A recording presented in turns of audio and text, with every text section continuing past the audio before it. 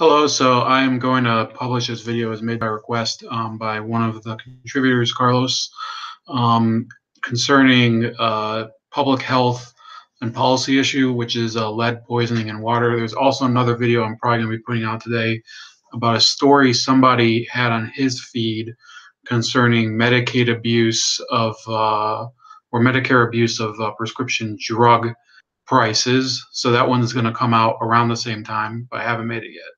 So keep a lookout.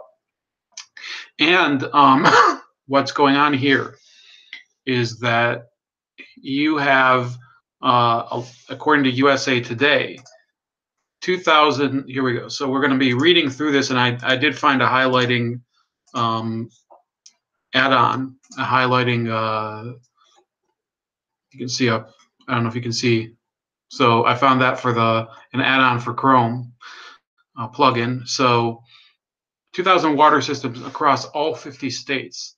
And it says tests for cities, rural subdivisions, and even schools and daycares serving water to 6 million people have found excessive and harmful levels of lead. So, I don't know if I highlighted that part, but we're talking about water systems. It could be anything from a massive metro water system to a water system that's basically self-contained for a house or trailer park or subdivision like that. And it goes through, some trailer parks, reservations, Indian reservations, and things like that. This is from 2016, by the way. And yeah, it does present a number of good questions as far as who is responsible for resolving the issue of lead in the public water supply or private water supplies, whatever that may be. Because, like I said, some of these water systems are actually quite small. But the way they count it depends on whose authority it is. So if you live all the way in the middle of like the wilderness in Wyoming or something, and you have, let's say, a community where a certain number of residents, they have their own water system that's pumped from some well or something, and those pipes are made of lead, that would fit into this study. And this was USA Today they did this study. So let me highlight one of the cases here. Okay, this might take a while, so I'm hoping that this will be short enough that we can actually have this on BitChute as well, but we'll see how it goes. So it says, amid cotton fields in La Mesa, Texas, for example, tests last year showed lead contamination more than 7 times the EPA limit at Klondike Independent School District, which serves 260 students in a single K-12 building. Some things just slip by, said the school superintendent, Steve McLaren, when pressed about skipping a round of testing in 2014. In a tiny school system, Clarence said, leaders wear a lot of hats. At times, he served as principal and bus driver, in addition to being superintendent and in charge of the drinking water system. The school replaced drinking fountains and plans to replace its entire water system next fall. McLaren said he's concerned about how high lead levels might affect students and understand the need for action. But he said, our kids are strapping and healthy, and they've been drinking this water all their lives.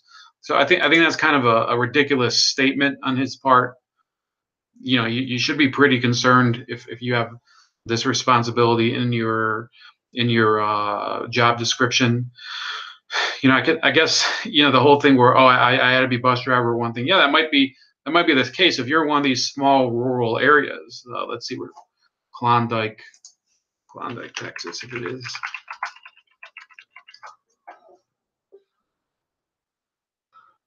So what?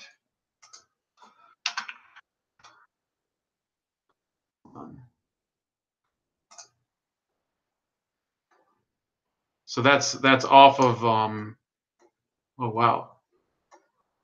You zoom out and you still don't know where the fuck you are. So it looks like it's on the, it's not quite the Panhandle. It's like in eastern Texas, sort of towards the Oklahoma border. Okay, and getting towards Arkansas. So it's northeast of Dallas.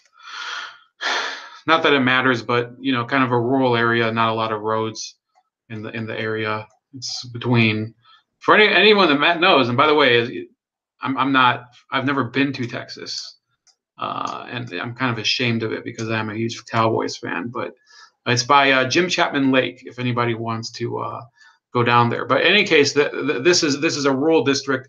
You see the problem presented. Who is going to pay for replacement of these systems, and who is monitoring it?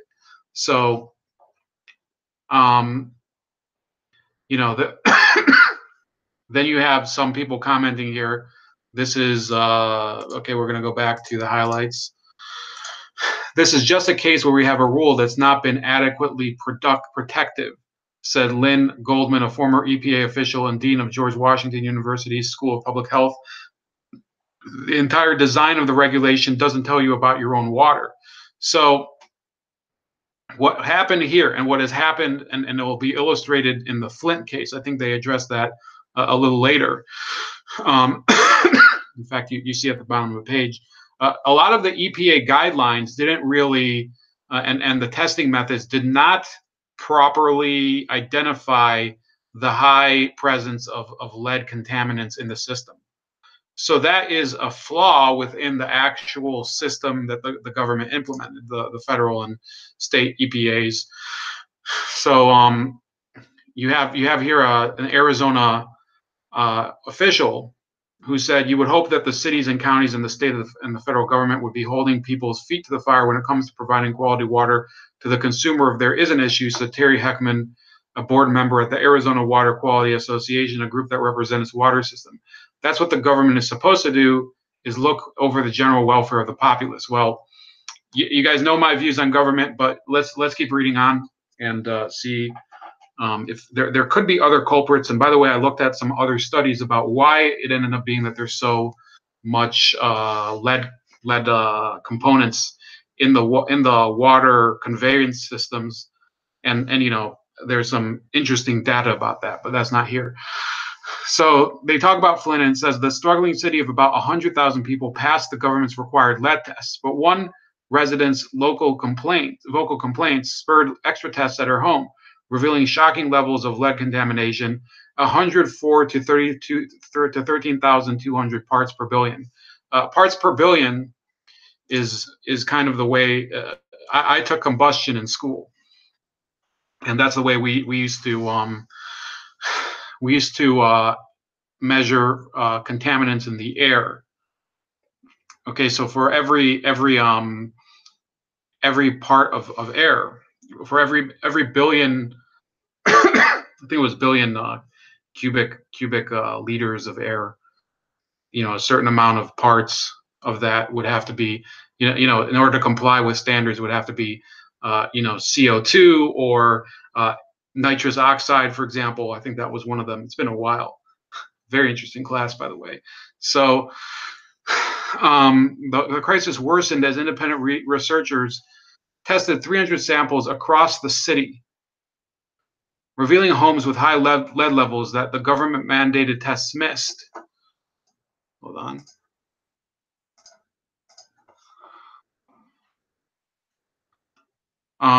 More than 10% contain at least 27 part per billion of lead. Since then, regulators conducted another 15,000 tests. More than 1,000 samples show lead above the 15 part per billion limit, and more than 400 show dangerous levels above 40 parts per billion. So I think, let me see here. So I don't think it's been showing that every home is as bad as this lady's, because that's obviously more than, I think it's more than 7 times the allowable, almost 7 times the allowable amount. But you know, with so many homes that have lead in the water, that's a crucial. I mean, you can see it's a widespread problem, and indeed, you know, it was a national story.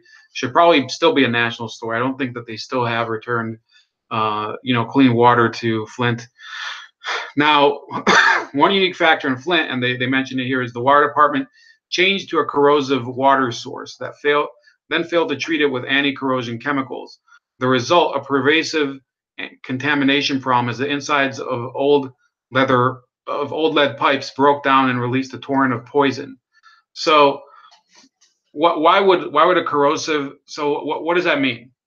As you might know from chemistry class, there's the whole acidity versus basic issue with liquids, with water especially, but with liquids. So and foods also. But if you have a corrosive water source, it will corrode the piping. It will corrode the water vessel. If you have a basic or alkaline, I think is the word used, water source, you'll build up deposits, and that causes other issues like blockages and also like shitty, like calcium, excess calcium in your water system. It's nasty as shit. You'll see, like, if you ever turn on like one of those pump water systems out in the middle of nowhere, it comes out all fucking white and shit. So that's like the opposite effect. I don't think that an alkaline water source would really solve the problem either, because you still have weathering on the surface of the piping. But I guess theoretically it could just deposit all over it, and then you'd be protected. But there's other problems with having an alkaline water source. But that's an aside from me, and I don't think that that's the point here. At greatest risk, experts say, are an estimated 7.3 million homes connected to the utilities water mains by individual lead service lines. So this is talking in general, all over the country. The pipe carrying water from the main under the street onto your property and into your home. The water passes through what amounts to a pure lead straw, said Mark Edwards, a Virginia Tech environmental engineering professor who has studied water contamination in Flint and a similar earlier crisis in Washington, D.C. Now let's go a little further down.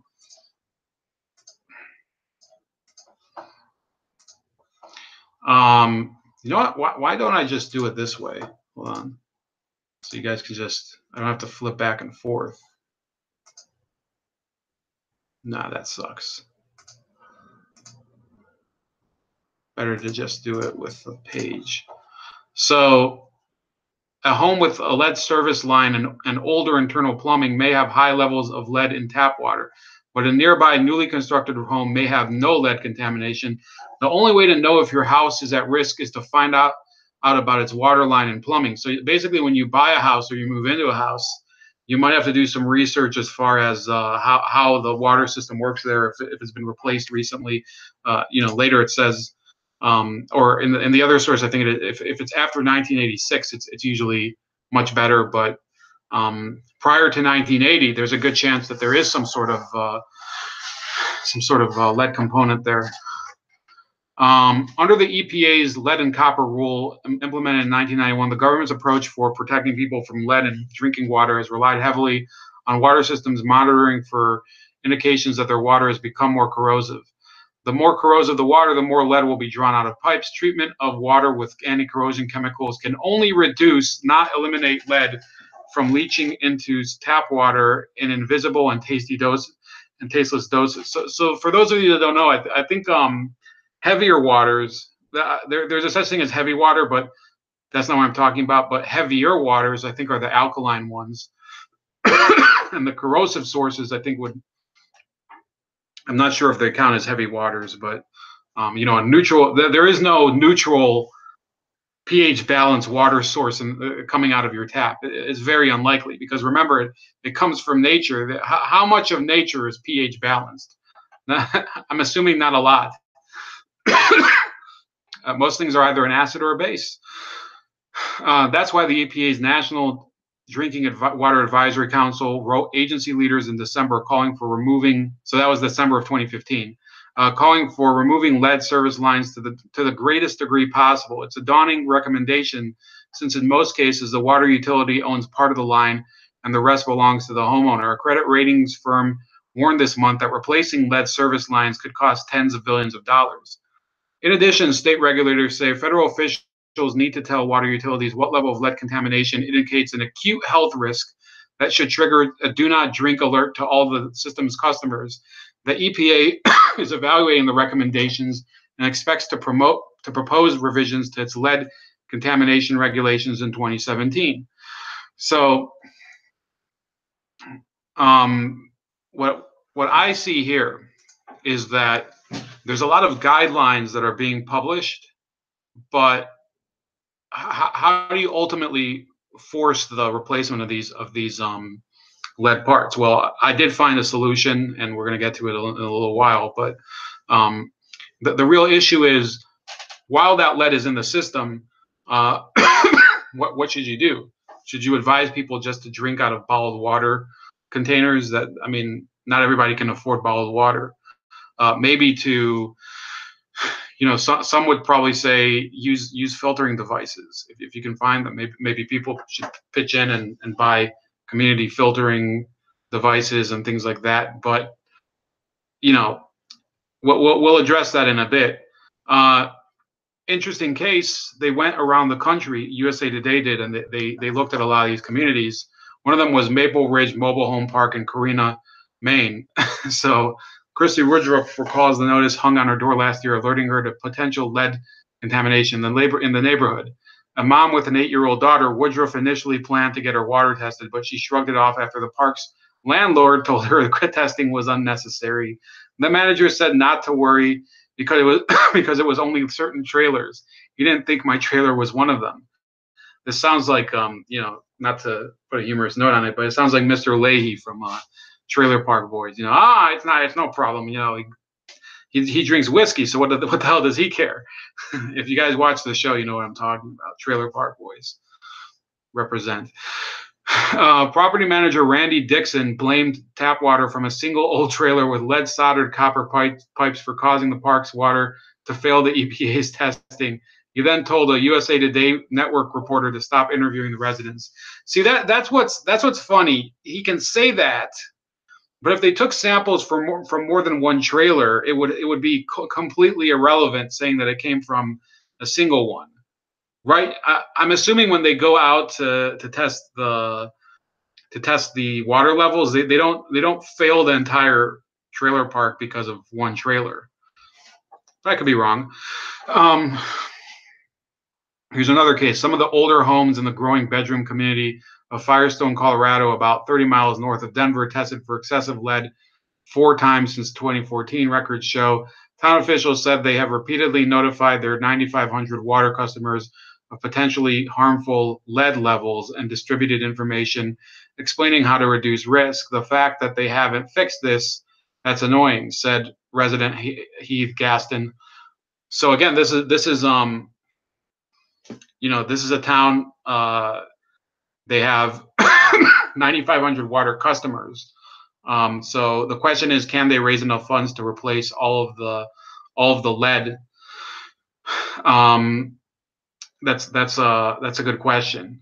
But I think in those cases, the best solution is if it's important enough for the residents and they don't want to depend on their local community or their local authority to do it.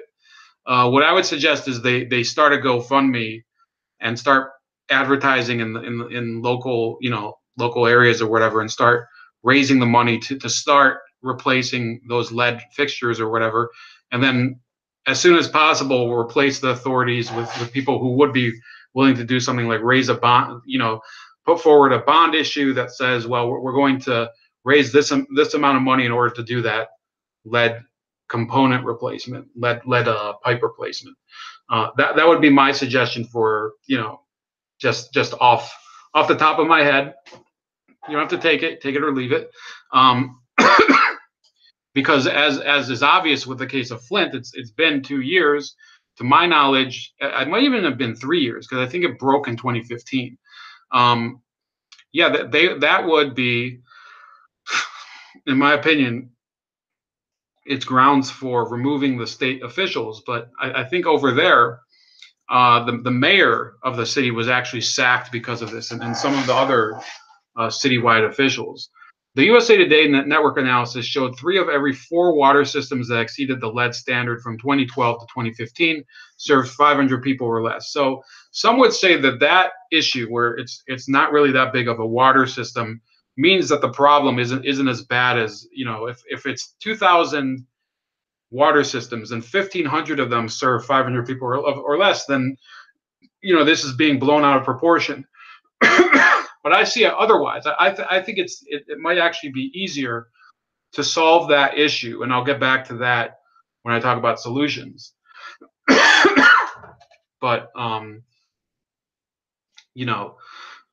let's talk about the opposite case. So, showing this again, I use different colors because I had a code in mind, but I kind of broke with it. Whoops.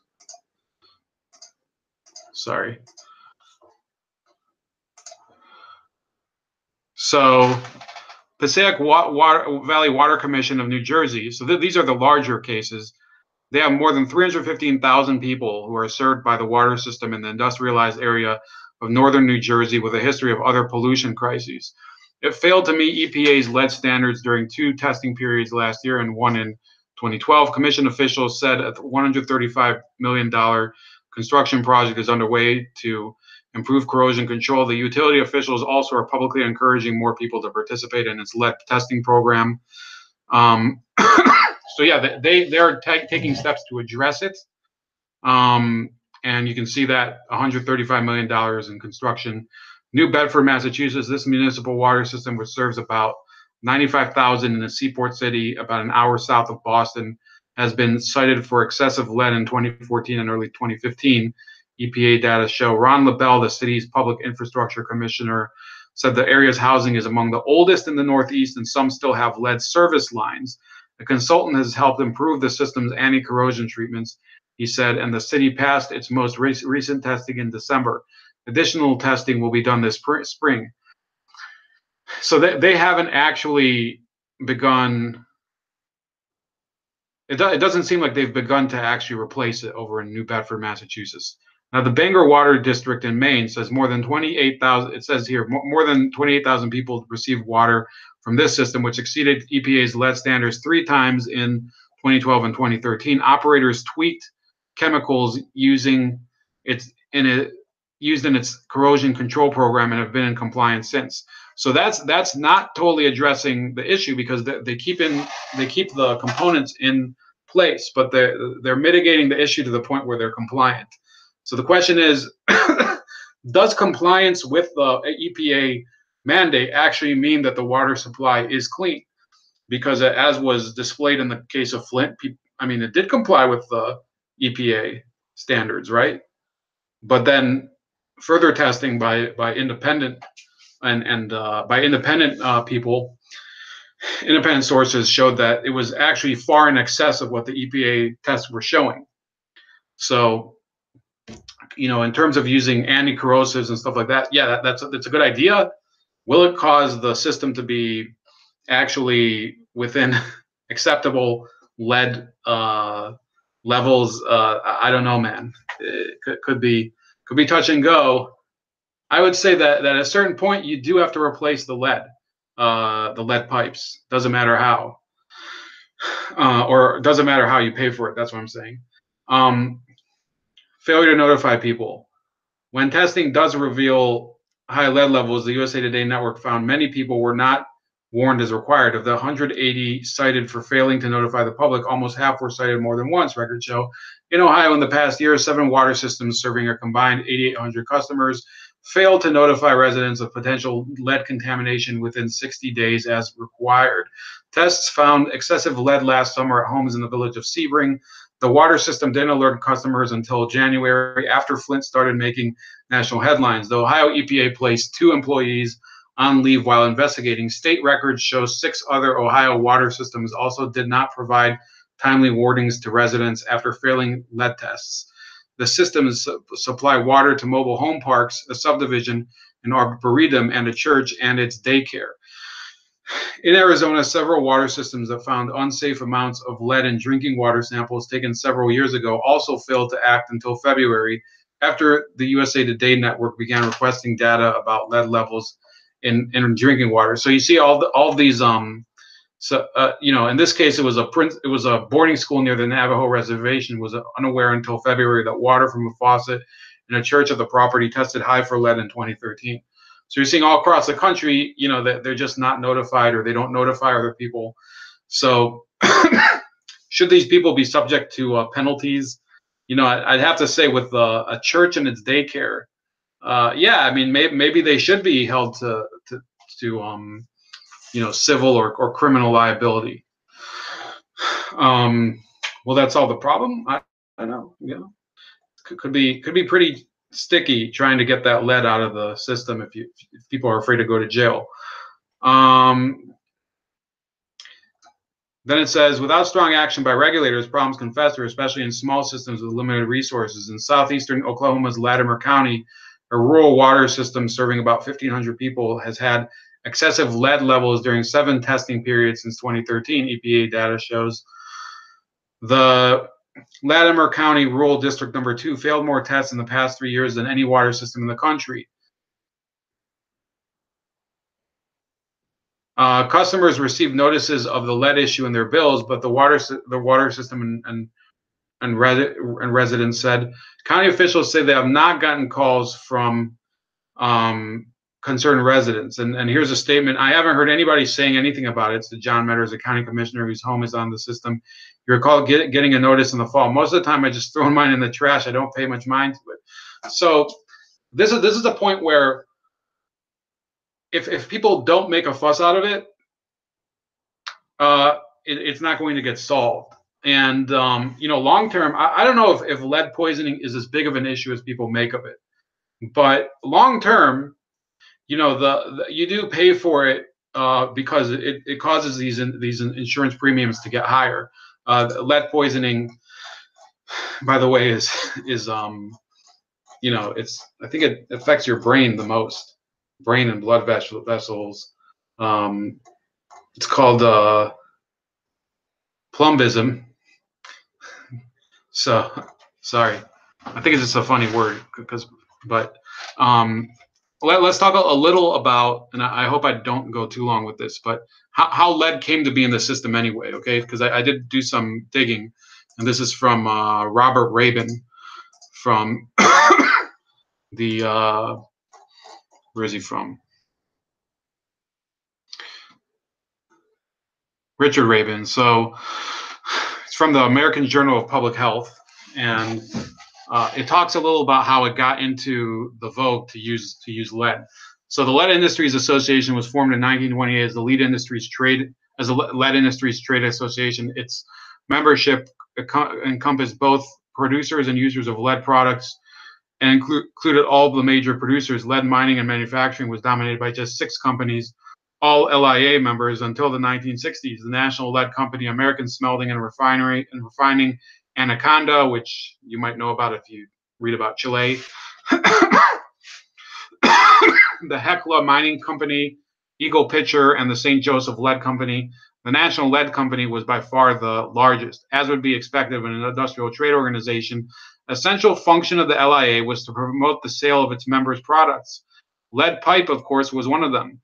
It says here, we are endeavoring to keep abreast of any impending changes in pipe and plumbing codes. We have also been investigating the use of lead in service pipe and other applications. We have been accumulating useful information pertaining to lead and expect to make it the basis of a modest education campaign within the limits of the current budget. So they were planning to go on a big, publicity surge in order to get people to use it.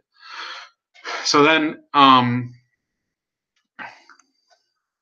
this is what their secretary published in 1929 in the Secretary's report in 1929 at the Lead Industries Association. So it says, of late, the lead industries have been receiving much undesirable publicity regarding lead poisoning. I feel the association would be wise to devote time and money on an impartial investigation which would show once and for all whether or not lead is detrimental to health under certain conditions of use. Well, that's kind of funny because according to the source I found, it's been known that lead is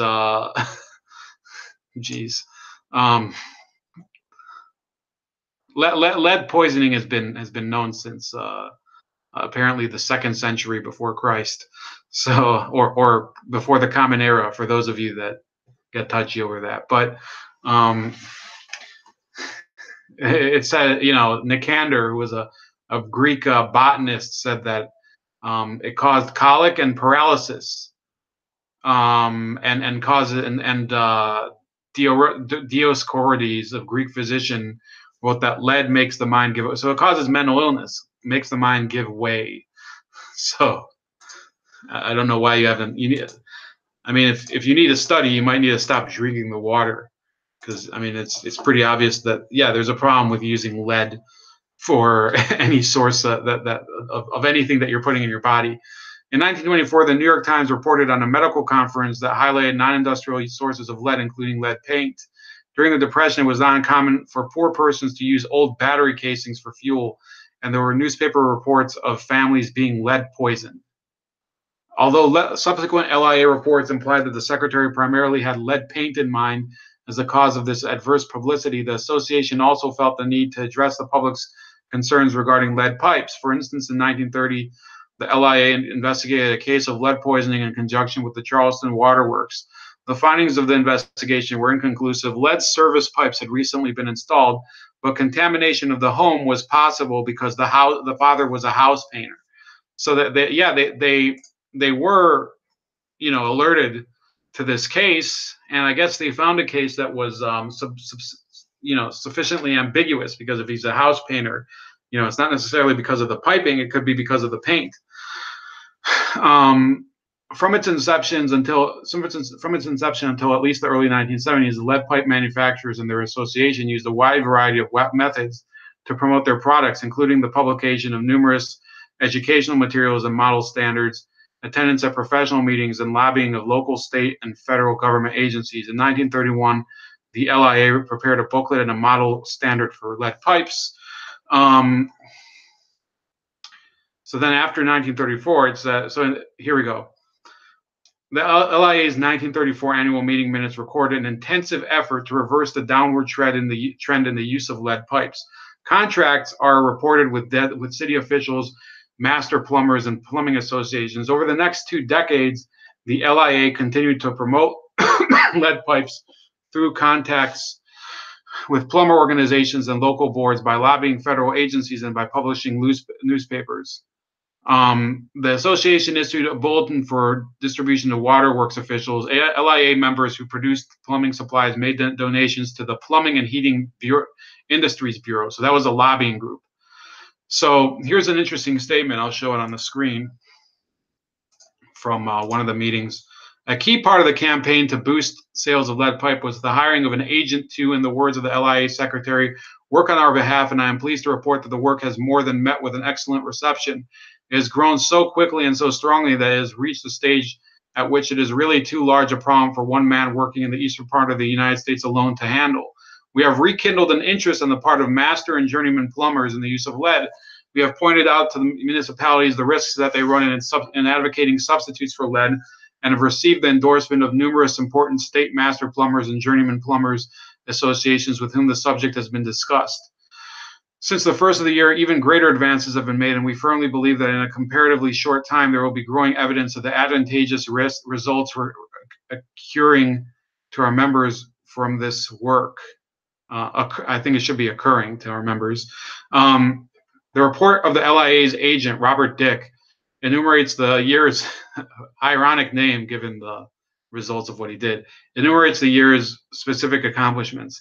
A, one code approved and put into operation requiring lead wherever it is advisable to use lead in the plumbing system. B, one town enforcing the use of lead throughout plumbing systems, although not called for by its code. C, 9 cities and towns with revised codes calling for lead throughout. These codes now ready to be submitted in the various councils for adoption. D, 48 cities and towns working on revisions to require lead throughout, but with the codes not yet ready for submission to council. E, 48 cities and towns in which no immediate action can be taken due either to political or financial conditions, or in a few cases to opposition to the use of lead. So that kind of explains their progress as a lobbying group. Dick went on to explain that requiring the use of lead would be in the interest of professional plumbers because the installation of lead fixtures and pipes required a level of skill that others did not possess. And one journeyman, so I'm skipping ahead. And one journeyman plumber was quoted as attributing the proposal to an attempt to move 90-day wonders and handymen into an industry which protects the health of the community.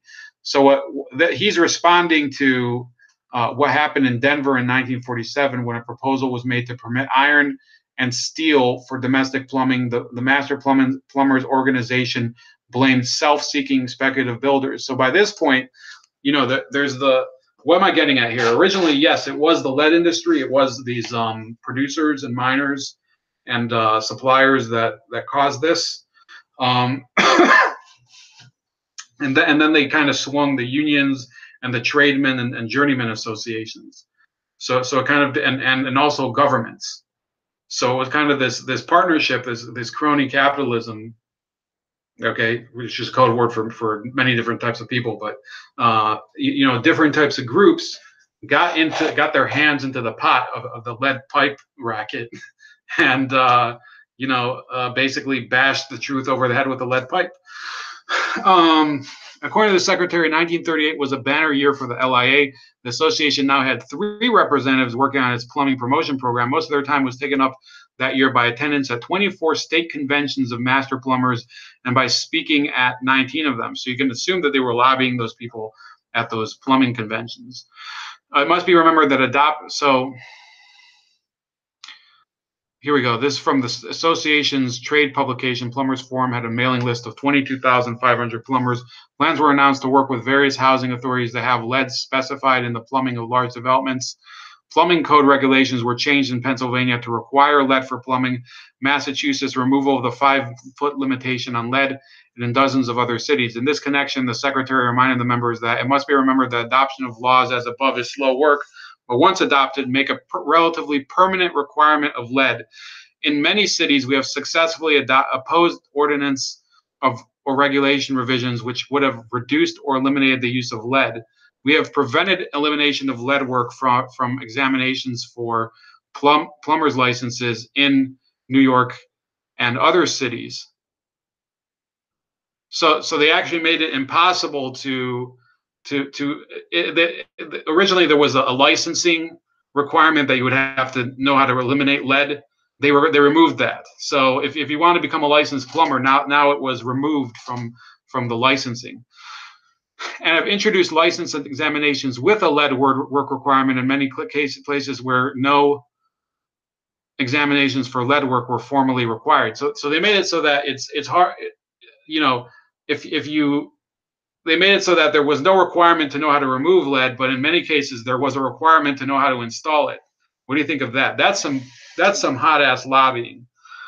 In cities where lead had fallen out of favor for a number of years, there was the danger that even if a revised plumbing code reinstated lead as a permitted or required material, there would not be a sufficient number of plumbers trained in its installation and repair. So that was the excuse. So, by the way, just so you know, I did find another Reuters source that said that it's almost 3,000 cities that have higher lead poisoning levels in their system or lead levels in their water supplies than Flint, or 3,000 systems. But we're not going to get to that today. But it is in the links in the description.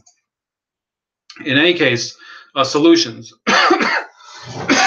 So I've mentioned it. I mentioned that I did find a solution for some of these. Now, this is from Racine, Wisconsin, and this. How did I come up with this? I didn't come up with it, obviously, but how did I know to search for this? Because I used to work in LED lighting industry, and there was a buyback and or really just a rebate program for people with old lighting. So this is from Racine, Wisconsin. It says the Racine Water Utility has instituted a rebate program to assist homeowners in replacing their lead water services. The water service line is the pipe between the water main under the street and the meter inside the house. So then they have all these requirements. So I'm assuming.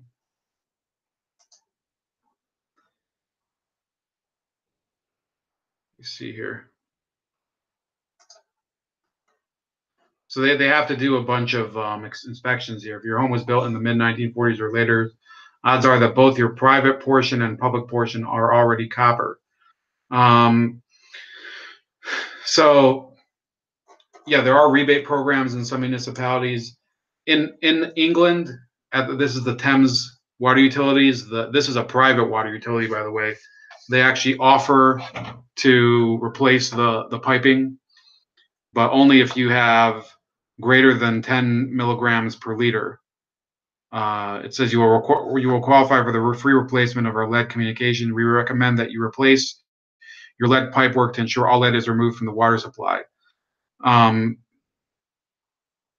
If you have less than that, it says that you have to pay the authority to replace it. So those are the solutions that I've found so far. There could be more. Like I said, what I would recommend, if you're in one of those smaller areas, obviously if you're in one of those standalone systems where you're basically on your own, you really are on your own. So I think you might have to lobby for a state level rebate program for people like you. If there's just a lot of people with their own drawn water systems, maybe if it's 13,000 people, they can block together and lobby the state government to do a rebate program, or if possible, like the Thames system. But it really has to do more with, can people pool their resources together and fund this? Because in many authorities, they already are having a problem replacing infrastructure. In my city, they barely even fix the roads, so forget about the lead piping. In any case, any comments below, please share them, share the video, like the video, subscribe to the channel. There might be things like this, just a dedicated video to a certain topic upon request, or if I find an interesting one, like I did the society and theology ones. So stay tuned and have a great night.